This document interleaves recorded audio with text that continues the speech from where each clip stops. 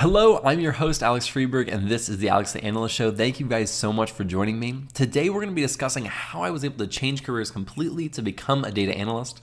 And I think that this is a really good topic because I get asked this question all the time. It's from people who are teachers or nurses or accountants who want to pivot their careers or completely change their careers to become a data analyst.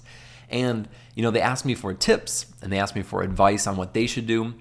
And so I thought that, this is a good time, a good place to really go in depth into how I was able to make that change, the things that I did, the time frames. And so hopefully along this, in this video, you're able to pick up some tips or some things that you can apply to your own journey to becoming a data analyst. We're going to start at the very, very beginning, back in I'm just kidding. We're going to start, right after I graduated college, and we're going to talk about the degree that I had, the first job that I had, and talk about how I progressed all the way up to the job that I have now. And so I hope that is helpful. I hope that this is going to be a good, useful video that people can actually learn something from and apply to their own journeys and careers as well. So let's start at the very beginning of my career, which was I have a degree in recreational therapy. If you don't know what that is, don't be surprised. I had no idea what it was when I first got into college. I wanted to go into occupational therapy and then potentially physical therapy. I really liked working with people, and so that's the kind of degree that I got. And recreational therapy was a stepping stone to get to the master's degree in occupational therapy, where I went to school. That was kind of a natural stepping stone, and so that's why I got that degree. So I moved to Dallas, Texas, right after college for an internship. And then I had plans to work a little bit and then get into a master's program. So, just to set the stage, that's kind of where I was. And so I get here, I'm doing my internship, and, lo and behold, I decide to, go out and I meet a girl. And that's kind of how this story completely pivots, because I had this whole idea of what I wanted to do with my life and my career. And in that single moment of meeting my now wife, my whole life changed. And so I basically threw everything that I had planned out the window. I married her, and we started figuring out how I was going to earn money, right? Because I had, at that time, basically no income. And I just started applying to completely random jobs, right? I was applying for just jobs that I was just, please hire me. I just want to make any money so I can stay here. I don't have to move back to North Carolina. I eventually got a job at a nonprofit as kind of like a caretaker. I think it was called like not a resident advocate, something like that. I believe that there's an acronym called RA. And basically what I did was I was helping take care of people who were in our shelter. It was an abuse shelter, so people, primarily women and men who had been abused in relationships, could come there, and I would help take care of them. I would cook them food. I would, basically do paperwork and lots of other things just to make sure that they were taken care of. So that was the very first real job that I had out of college. And so I'm working there for like 6 months. I'm getting to know a lot of the people who worked at the nonprofit. I'm building relationships, even though I'm in basically the lowest position at the entire nonprofit. And so, I'm building relationships, I'm getting to know people, and a job comes up, which was a data collection specialist and analyst. Now, my girlfriend at the time, my now wife, said, hey, you should apply for that job. And I was like, I don't know what that means at all. I have no idea what any of those words are. I guess I kind of know what data is, have no idea what this job would entail. But I looked at the job description and, it was basically just working in Excel. It was collecting numbers from different departments and putting them together, and it seemed really easy. So, I completely reformatted my resume. I applied, and lo and behold, I was the only applicant, and I got the job. And so this is where the whole story of how I became who I am today, career-wise, that's how it all happened. It was me desperately needing more money because I wanted to marry this girl. And she kind of pushed me to just apply, even though I thought there was no way I was going to get this job. And so, at that time, I really had no career aspirations. I kind of had put that off to the side to push down the road maybe 3 to 5 years. I had no idea, really. I would portray myself as kind of like Steve Carell in 40-Year-Old Virgin, where he just has no career plans. He doesn't really have anything going for him. He plays video games all the time. That was basically me, except I had a girlfriend, and that's about it. And it was serious, and so that's really the only difference. It was very much the same. And so I took that job, and then for the next 6 months, I'm learning all about Excel, data collection, submitting grants, submitting the data for the grants so that we get money for our actual organization to run. And I'm learning all about these things. And we decide as a company to get a new database to start, collecting the data better, because we had a SQL server, which I found out basically when I was leaving. I had no idea we even had SQL Server, to be honest, and I didn't even know what SQL was. Right. The funny part is as we were implementing the new database, which was Salesforce, which I'm sure a lot of people are aware of, the consultant that we had hired to basically teach me how to implement and use, he had asked me, he's like, "Oh, well, you're the data guy. I'm guessing you guys use SQL." And I was like, "What is SQL?" And it was like he face palmed himself. He just was like, "What on earth are you talking about? How do you not know what SQL is?"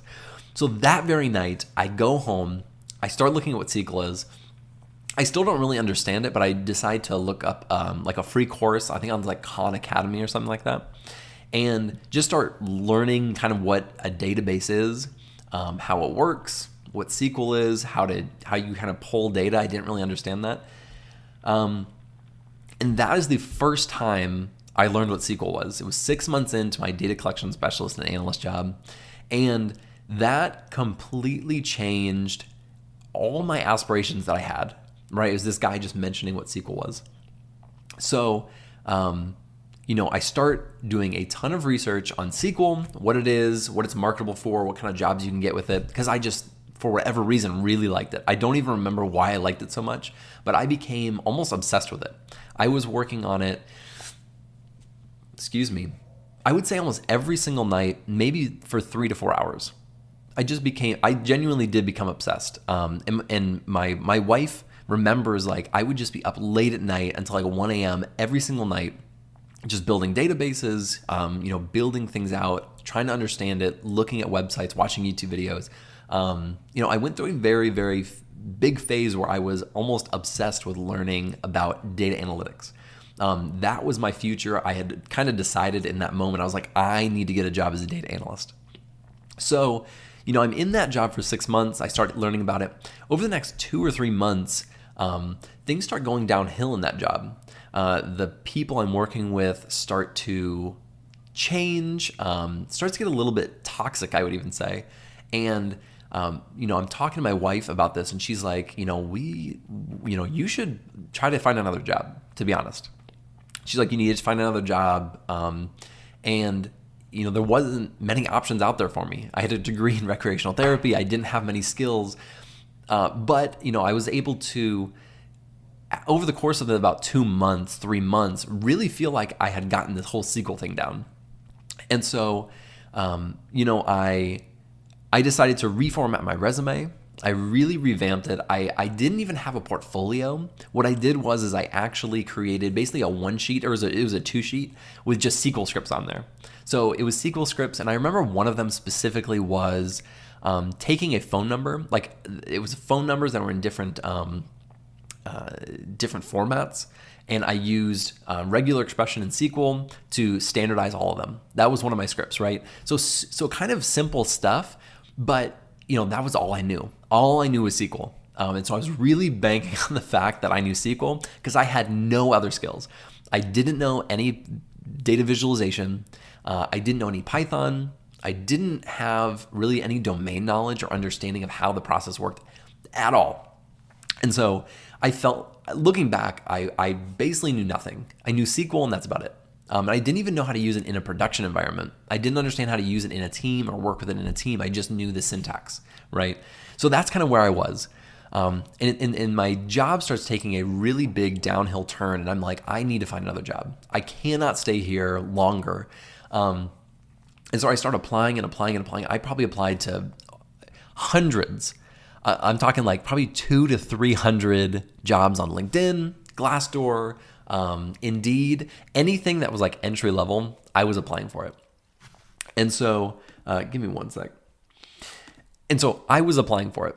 And I finally got messaged from this guy on LinkedIn. And he was like, hey, I'm a recruiter in the Dallas area. It shows on your LinkedIn profile that you are looking for a job as a data analyst. Let's connect. Give me a call. So once I found out that recruiters were a thing, which again, I don't come from the tech world. I don't come from really any kind of field where recruiters are needed. So I didn't know how to work with a recruiter. So I just kind of called him, told him what I wanted, and he walked me through the entire process of how I'm going to, work with my resume, how I'm going to, get in contact with employers, how this whole process works. And it was awesome, right? He basically told me that they're going to help me find a job and all my dreams are going to come true, which was everything I wanted to hear. But genuinely, I worked with about 5 or 6 recruiters, and he was the first one who reached out to me. And he was the first one I accepted my next job with. But I'm working with the recruiters, and I'm basically telling them like, look, the data collection specialist is mostly Excel. I have some SQL experience. That's real. I'm trying to get a job that's just SQL. And I expressed that to them very honestly because I don't want to get into a job where I have to know like Python or data visualization because I don't know it at all. So I'm applying to a few different jobs. I do get a few phone interviews, but the phone interviews were so beyond anything that I knew, and they were offering a lot of money, right? They were offering like $80,000, $90,000, and they were expecting like machine learning and things that I didn't even know existed, basically. And so, I kept turning them down because I was, they weren't jobs that I was going to get. And if I got it, I would just get fired right away because I was not intelligent enough or I didn't have enough experience to understand it. So I finally got in contact with a healthcare analytics company. And this healthcare analytics company was very new, small company, under like 50 people. And I have a healthcare background. And so I was really able to leverage that and say, I actually used to use EHRs. I know how they work. I know SQL, I know Excel. This would be a good fit for me. And so I got the phone interview. That went really well. Got the in-person interview. That kind of didn't go so great, to be honest. The boss that I ended up having, he was the hiring person in the interview. And I remember, he asked me some really simple questions that now looking back, I 100% should have known and been prepared for, but I wasn't. It was on like joins and, creating views, things that I absolutely 100% should have known, but I didn't. And so I feel really stupid looking back because I really should have been more prepared. I just didn't know what I even needed to know. I didn't even know that I needed to know about joins in an interview. Didn't even think that I didn't even know what a technical question was. And that's let me look. That's 4 years ago, right? So that's not that long ago.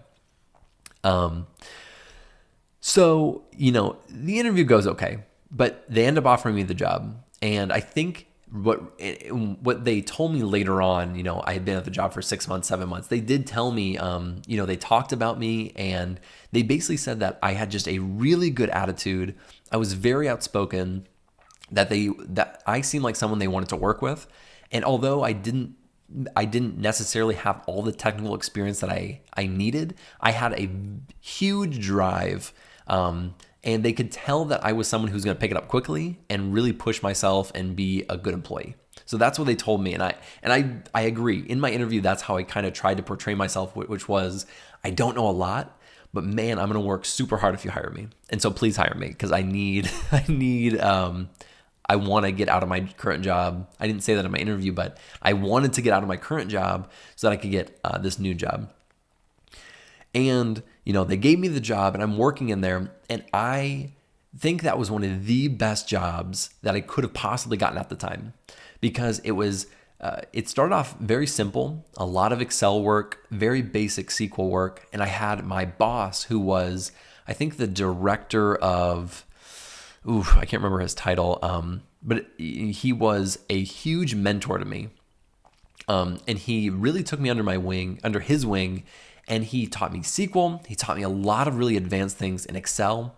And these are things that not inevitably, but eventually became huge for me to know, became extremely important. And I didn't know these things. And so he just really, I want to say he took me under his wing, but he really babied me at the beginning of my job for the first month. And I picked it up super quickly because once I realized they used SQL Server, I went home and that night, once I learned I got the job, starting studying everything about SQL Server, like every single thing I could find. By the time in 2 weeks when I got my new job, I had already taken 4 courses on SQL Server. And so once I got into it, I was a little bit comfortable, but I was still very novice, very much beginner level. And so I stayed at that job for a whole year. And I say a whole year because I had no intention of leaving that job. In fact, they had talked about promoting me because I really had picked it up so fast that, and I'm not trying to brag in any way. This is just what they told me is I had really picked it up so fast that they wanted to give me a promotion, keep me there longer, make sure that I was happy and satisfied in my job. But I had really high, by that time, once I started really getting into that job, I started realizing kind of the job market. I started realizing how much I probably could be worth, which at that time I was making $63,000, right? At the nonprofit, I was making $47,000 as the data collection specialist and analyst. I was making 32 or something like that, maybe 36 as the caretaker. So, I'm making a steady progression in my salary, which is amazing because at that time when I got into when I got in the healthcare analytics job, I had just gotten married. So I was a newlywed. We found out my wife was pregnant, not but 3 months after we had gotten married. So, my life is fast tracking right now. And I had put myself under an immense amount of pressure to really provide for my family because I knew we were about to add a child. We were about to enter a whole new stage of our lives. And I felt a huge amount of pressure to really start making more money. And so I started reaching around, and eventually I got reached out to by another recruiter who basically said, you have all the skills that we're looking for this position. It's a big Fortune 500 company, lots of great perks, benefits, but it's a junior data analyst position. But it paid more than what I was currently making, right? It was I believe it was $76,000, but it was an hourly job. It was a contract to hire. And I was really, really nervous, right? And I basically told my wife, I was like, I asked my wife, what do you want me to do? Right? Do you want me to stay at my current job and then in a year or two I get a promotion, make a little bit more money? Or do I try to make it up into what I would consider the big leagues, is how I remember phrasing it. I feel kind of stupid saying that. But I remember telling her, I was like, this is the big leagues. I was like, this is a big company. This is a global company. I was like, if I got that job, that could be huge for my career. And it turns out it really was. But, at the time it was very much scary. It was very scary to try to switch jobs, right? To back it up just real quick before I tell you what I did there, to back that up, while I was at this healthcare analytics company, I was also learning a ton in my spare time. I was learning Python, Tableau, Power BI, and we used Tableau at the job. And so I finally, at near maybe the 6-month mark at that job, I started to use it. But we didn't use any Python, at least for my position. We didn't use any Power BI. And so I was just learning those things 100% on my own, figuring out how to automate things, data visualization in Python, those kinds of things. And I did that for months. Probably 6 months. And Python to me was just another language. It was like I had been dropped in another country and they were expecting me to speak their language or else they would not understand me. I had no idea what I was doing. I had no idea what an IDE was, a terminal, the beginner stuff that you just start out with. Didn't understand it in the slightest. And it took me months to just understand the very basics because I was just so new to that idea. I didn't know what a programming language was. Like, I was very beginner, guys. I was very, very, very beginner. So, just wanted to kind of step back and tell you that because I still don't, and I have never stopped learning since I became a data analyst. I didn't get my first job and just stop learning, try to learn on the job. As I was learning on the job, I was always taking tons of courses, and again, semi-obsessively, just continuing to grow my skill set because I knew the more skills that I knew, if I knew Python, I knew it would increase my value in the market. I just knew that. And that's how I thought of these things is the more I'm studying, the more I'm increasing my value, and the more money I can make. That is 100% where my head was at. And so back to the actual job is I got the interview. I went through 3 levels of interviews, and they extended an offer, and I had to choose: do I want to be a junior data analyst at a very large company, or do I want to be a data analyst right now, but most likely get promoted to senior level data analyst? And I remember them when I was, one second. Sorry, I thought I heard something. I remember them talking, we were looking for somebody to take your boss's role eventually, which he was a director level. And I was like, whoa. I'm like, it's too early to talk about. And eventually, here's why I made the decision to go to the larger company.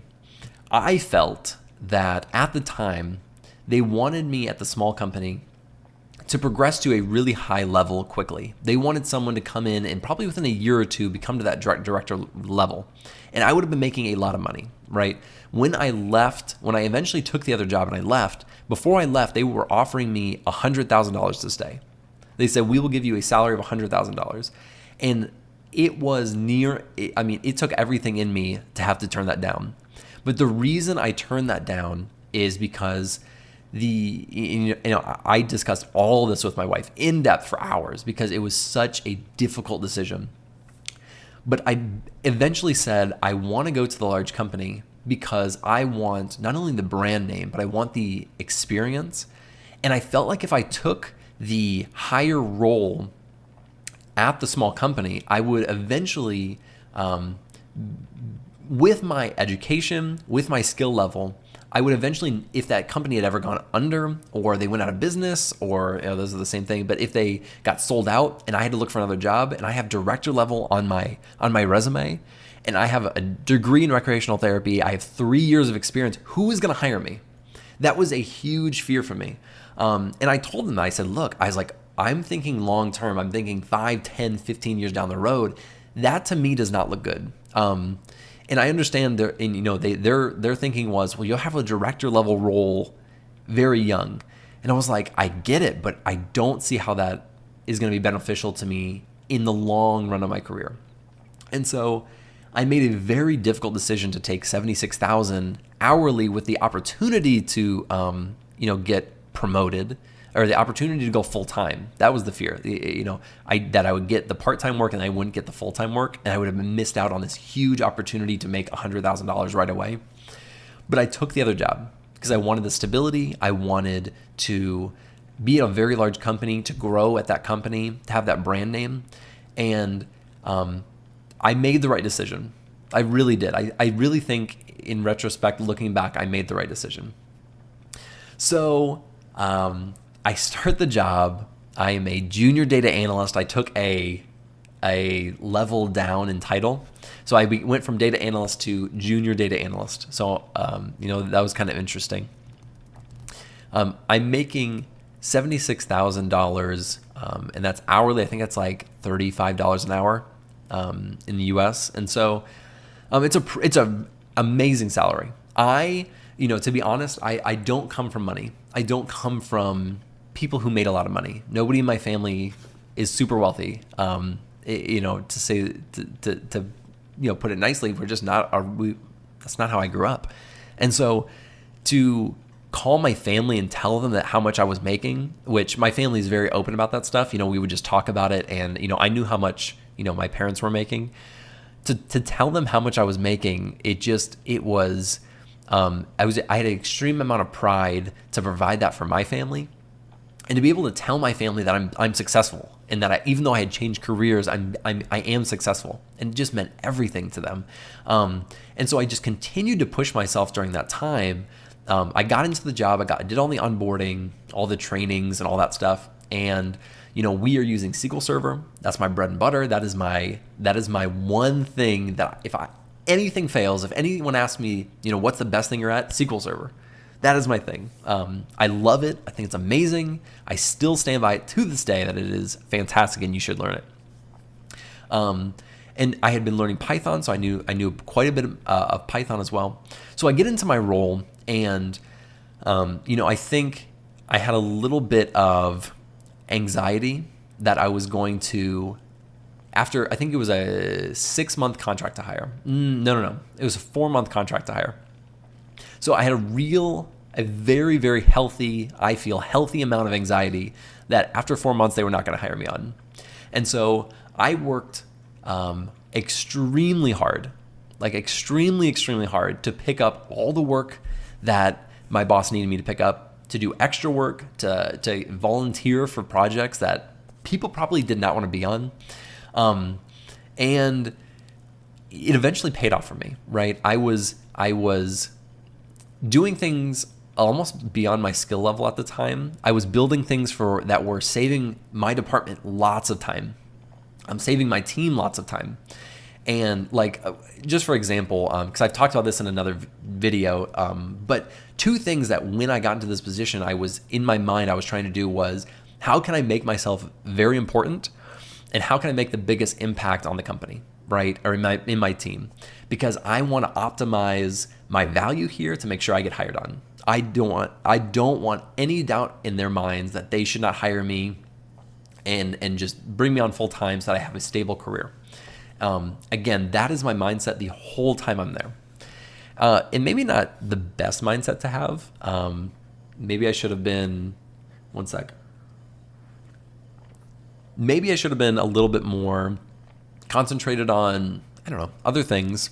Maybe the people there, or my family, or I don't know. I was, of course, concentrated on my family the whole time, but when I was at work, I was very much focused, and I just worked and worked and worked.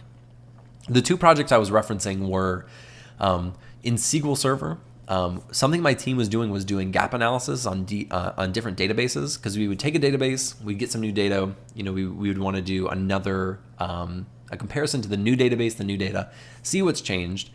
And my team, they didn't have any tools or anything that was doing that. So people were doing this manually. And when I first got there, I had to do it manually, and it took forever. It was taking hours. I'm like a whole day worth just to do one gap analysis on a database. And I was like, there has got to be a better way. And so I, without even asking my boss, I took the time out of my time at home. So I said, how can I make this quicker? So I did tons of research, played around with tons of different scripts, and I wrote a script that would take a whole database, compare it to another database. It would compare every view, every table, every column, the counts of the columns, everything. And it would give us the output, and it would take like 5 minutes to run. And I said, hey, boss, I made this thing. It might really be helpful for the team. Mind if I pitch to you? So I showed it to her, and one thing about my boss now that I know is she's not super technical. She is extremely smart on the domain side. So we work in pharmaceuticals, so she knows oncology, hematology, all those things like the back of her hand. She knows how to build an EMR system. She's extremely smart. But when it came to the technical stuff, she wasn't a technical person. And that's why she was in a manager's role, and she had me underneath as the data analyst. And before that, she had another data analyst who had to leave. And so she really needed somebody who had technical skills. And she was just floored. She thought it was the best thing that has ever happened. And she made me feel that way. She made me feel like it was the best thing ever. So I really, she is a really good boss. And we started using it. I showed other people it. I gave the script to other people. They modified it, used it for their own uses. So that was the first big project where I felt extremely validated that, I could hang with these people, that I could, really be successful here. And I say that because when I first got there, I felt a little bit of imposter syndrome. Very much like everyone else was smarter than me, which I still think they are in a lot of different aspects. But there were some aspects that I started to hold on to, and I started to say, well, I really can hold my own in this area. And so I started to gain a lot of confidence. And then eventually I built a Python script that another thing that we were, I was trying to solve business issues, things that were taking us a lot of manual time. And something that we were doing was we were getting flat files from customers where we needed to look into it, kind of analyze it a little bit, get some basic information. And what my team was originally doing was taking it, converting it to an Excel, running counts on the columns and all these things and a few different other things. And I was like, wait a second. I was like, this is a perfect opportunity to use my Python skills that I've been working on for the past 4 months. So I build a script that when the file was put into this folder, it would ingest it, spit out all the things that we were looking for. So it would spit out counts, nulls, all these things. And then it would create a file, and it would send us an email and say it's done. And again, I think that one was probably one of the most challenging things that I had basically ever done, or projects that I ever done to date. But to me, that was the really big project that I think put it over the edge for what came next. So, my 4 months are up. They're wondering. They're looking into. One second. Sorry about that. They're looking into hire me again. One sec. I need to show you guys something really quick. And I'm completely cutting myself off mid-sentence because I'm getting distracted by it. So if I don't show you now, I'm just going to completely forget everything else I'm going to say. So 1 second.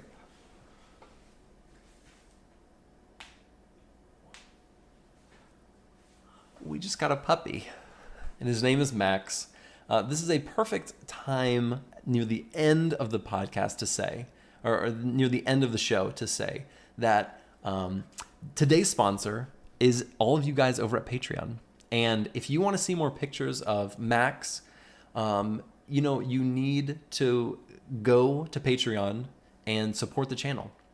And if you really care about Max, if you really care about feeding him, taking care of him, making sure that he is loved, the only way I'm going to do that is if you go over to Patreon and support me. So thank you. Ooh, cute dog. He is a Doxy Poo. Very cute dog for the family. I wanted a golden lab. Didn't happen. I'm not surprised. I have little kids, and so I was outvoted. Where was I? So I'm just going to pick off where I think I was, but I may not be exactly where I actually was.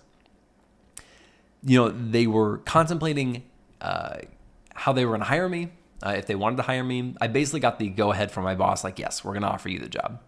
So, we get into talks about promotions or hiring me on full-time, and my boss basically springs this on me is like, hey, I talked to the higher-ups, I talked to our internal team who does the hiring, and we want to offer you a Data Analyst 2 position, which was 2 pay positions higher than I was already at. And so I just remember being absolutely floored. Like, I was absolutely just floored that they were going to do that, because they could have easily just offered me the junior data analyst position for like $75,000 full time, or mid 70s full time, and I would have accepted it, no question. But they, just said that I went above and beyond. My people skills were really good. I was connecting with everyone on the team. My technical skills were really good, and so they offered me a promotion basically. And to say the least, it made me feel so validated that my decision was correct to not take the other job, but to take this one, because eventually the pay was comparable to what they were offering me at the other job. But now I have this really good company, brand name, giant company on my resume, and that will do me wonders down the road. I know it will. And that's because now I'm on the hiring side, because now I work on the hiring team for our team. I know that will pay dividends down the road. And so I'm super happy that I made that decision. It just, it took a while to put everything into perspective. But all that to say is, I think that for everyone out there who is trying to change careers, there are a few main tips that I will give you, which is make sure that you know the skills really well, the ones that you really need to know. SQL, Python, Tableau, Power BI, Excel, the basics, make sure you know those really well. Make sure that you have a really good resume and you can speak to your skills very well in an interview. Work with a recruiter. Make sure that the recruiter knows what you're looking for, that you're working with many recruiters, and that when you get into that interview, that you sell yourself hard. You sell yourself, you make sure you get that job because you need that experience. You need an experience underneath your belt to progress and go higher and make more money. You have to have it. And so that is, in a nutshell, in a very quick nutshell, that is the takeaway from all of this. It is possible to change careers. It is difficult. And I had a very tough time getting that first job. But once I got that first job, once I got that first real job, not the data analyst collection and analyst, whatever that job was, not that job, my very first real one at a healthcare analytics company, once you get that real experience with the skills and you actually are using it, it is invaluable. It will make it 10 times easier to get your next job, I promise.